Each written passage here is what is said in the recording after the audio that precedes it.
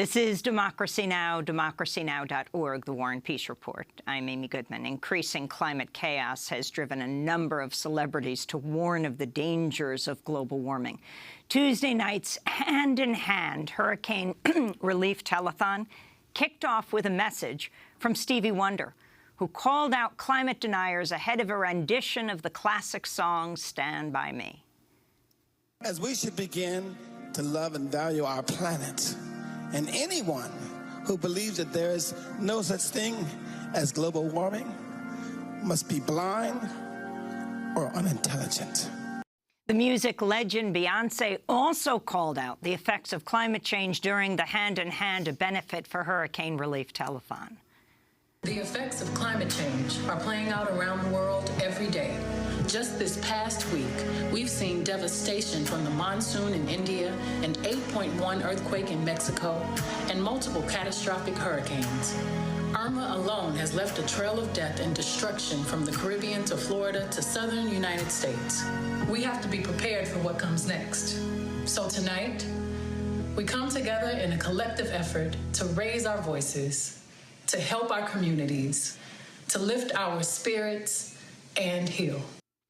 That's Beyoncé. And while we're spending the hour with Naomi Klein, author of the new book, No Is Not Enough, Resisting Trump's Shock Politics and Winning the World We Need. The book just became a finalist for a National Book Award, or Naomi did.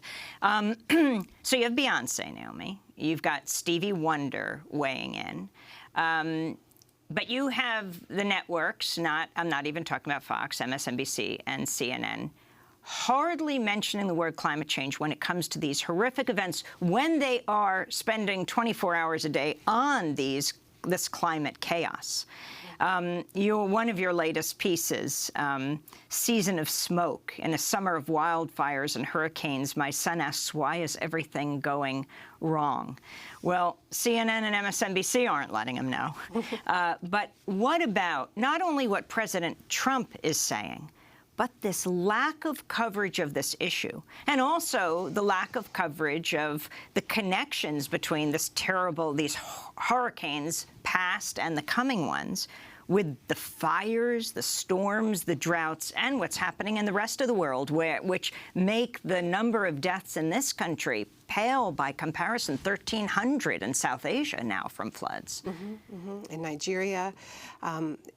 And I think this really is the moment to explain the connections between these events, because what climate scientists have been warning us about for decades is that a warmer world is an extreme world. It's a world of extremes that is sort of ricocheting between too much and not enough, right? Too much precipitation, these extreme precipitation events, not just rain, but also snow. If you remember these bizarre storms in Boston, where you have these winters with very little snow, but then you'll have these massive snow dumps, and then not enough water, and those conditions creating the perfect conditions for wildfires to burn out of control, right? But fire is a normal part of the forest cycle, but what we are seeing is above and beyond that, which is why we're seeing record-breaking fires, largest fire ever recorded within the limits of the city of Los Angeles, for instance, a plume of smoke that a couple of weeks ago reached from the Pacific to the Atlantic, the entire continent covered in this plume of smoke, which didn't receive that much coverage because it happened as Irma was bearing down on Florida. So this is the extreme world. We're catching a glimpse of it that we've been warned about, and we hear this phrase, the new normal, and it's a little bit misleading because I don't think there is a normal.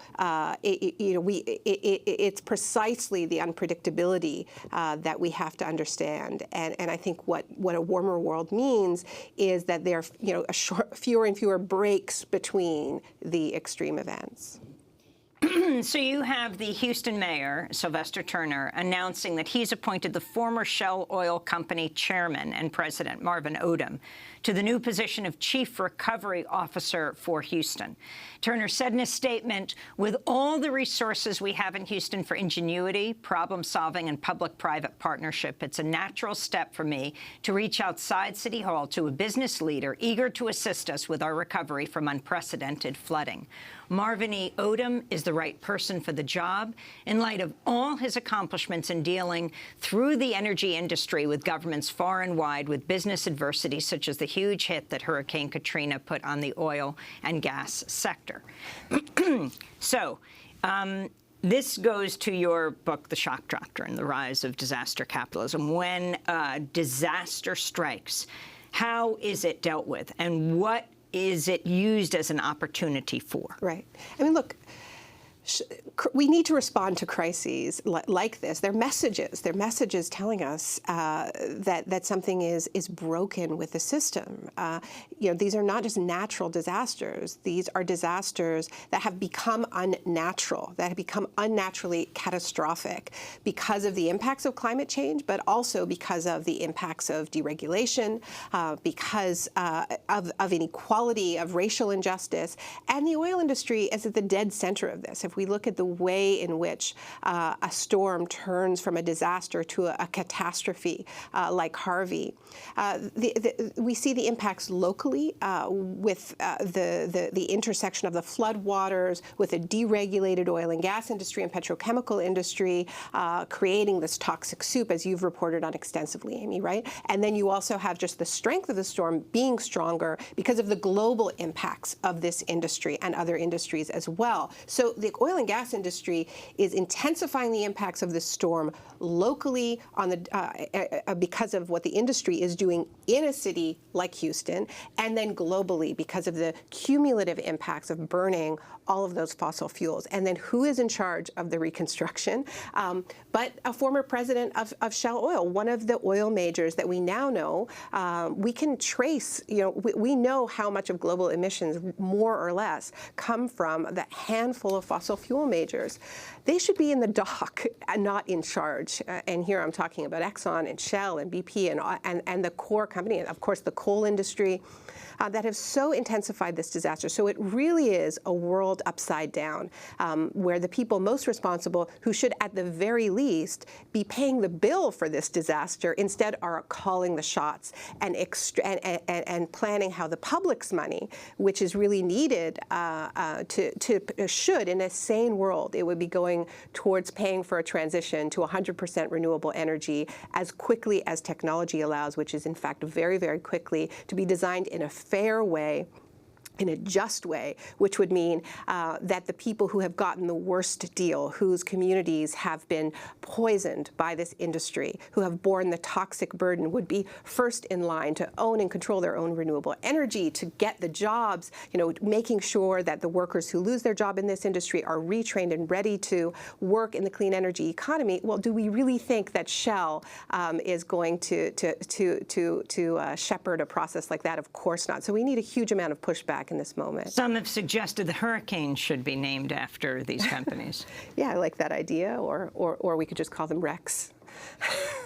I want to go to Brian Paris. He took us on a toxic tour of Houston as just after Hurricane Harvey devastated us. A toxic tour led by a person who works for the Sierra Club and works in what they call the fence line communities, not front line, but they share the fences with, like in Baytown, with companies like ExxonMobil. This is the environmental justice organizer, Brian Paris. We're on our way to Baytown. Baytown is home to Exxon, you know, very, very old plant. It's the second largest refinery Exxon has, and it was inundated with water during the storm. It may still be. I haven't been there yet, but they had some massive flares that were documented by USA Today, and burning these chemicals that we were just talking about, you know, during their shutdown process. And did the EPA give them waivers to burn all this out, or all these companies to release toxins? Yeah, so normally, in a regular situation, you know, they would be limited in how long they could flare. In this case, the EPA gave them a waiver so that there were no penalties for exceeding those time limits. We're looking at a sign that says Kinder Morgan warning gas pipeline crossing. And just, 20 feet behind it is someone's home. Someone lives right here. That's Brian Paris of Sierra Club and Tejas, an environmental group, taking us through Texas, a toxic tour of Houston and the Houston Ship Channel. And this is as Hurricane Irma was gaining steam and just about to pummel the Caribbean before heading to Florida. Donald Trump used Hurricane Irma as an excuse to push for tax cuts to the rich. This is Donald Trump speaking last week in the midst of these hurricanes. To create prosperity at home, we'll be discussing our plan for dramatic tax cuts and tax reform. And I think now with what's happened with the hurricane, I'm going to ask for a speed up. A speed up on tax cuts, Naomi Klein. Yeah, and he's reiterated this since then. But what's remarkable about that moment was that Irma had not even made landfall yet. I have, over the years, documented some pretty egregious cases of political leaders responding in the immediate aftermath of some kind of catastrophe, some kind of major shock, and pushing through a pro-corporate agenda that actually makes the problem worse that caused the crisis. The classic example of this is Katrina, where in the immediate aftermath of this catastrophe created by the collision of heavy weather of the kind we are seeing more of on a warmer planet, slamming into a weak and neglected public sphere that can't manage an evacuation, that abandoned people in New Orleans for 5 days on their rooftops, in the Superdome. And then the response is, well, let's get rid of the public sphere altogether, right? So what I documented around Katrina was a period of people taking a few days before they said, well, let's demolish the public housing, let's not reopen the schools, maybe 10 days, maybe 2 weeks, Amy. But Trump surely beat that record by using a hurricane that had yet to make landfall in the continental United States to say, well, this is why we need to speed up my tax cuts. I think Bill McKibben put it well. He said, in a sane world, you would be calling for carbon cuts, not tax cuts. But it's once again a world upside down, right? In a moment like this, where governments are about to be handed a multi-billion-dollar cleanup bill and reconstruction bill, and have already been handed that because of Harvey, surely you need more money, from corporations. And let's remember that his tax plan would give the biggest tax cut to corporations that they have had in many decades. He wants to. We'll see what ends up happening through the negotiations. But his original goal was to cut corporate taxes down to 15%. Right. So he's bankrupting the government. How do you pay for the impacts of climate change? So it's exactly the wrong approach. But what I argued in the piece you mentioned earlier is that it was really revealing, not just around the shock doctrine, but why the crisis of climate change is such a profound threat to the ideological right, to the people who have been advancing this radical vision of the world that Joseph Stiglitz has called market fundamentalism, which has as its centerpiece privatization, deregulation, tax cuts offset through massive cuts to social spending, all of it locked in through these corporate-friendly trade deals, and alongside, accompanied by mass incarceration and a fencing in of people who are disposed of by this economic model, right? That's the neoliberal agenda. And it clashes fundamentally with what we need to do in the face of the climate crisis, because of course you need to tax corporations and the wealthy to pay for a pretty heavy bill that we are getting, and we're catching a glimpse of this. Of course you need to regulate corporations so that they don't keep polluting and making the problem worse. So the reason why people like Trump deny climate change is not because they have found flaws in the science. It's because if the science is true, and it is true, then their entire ideological project, which is an extremely profitable project, as we know, for the wealthy, falls to pieces, because we need to regulate. We need to tax the rich.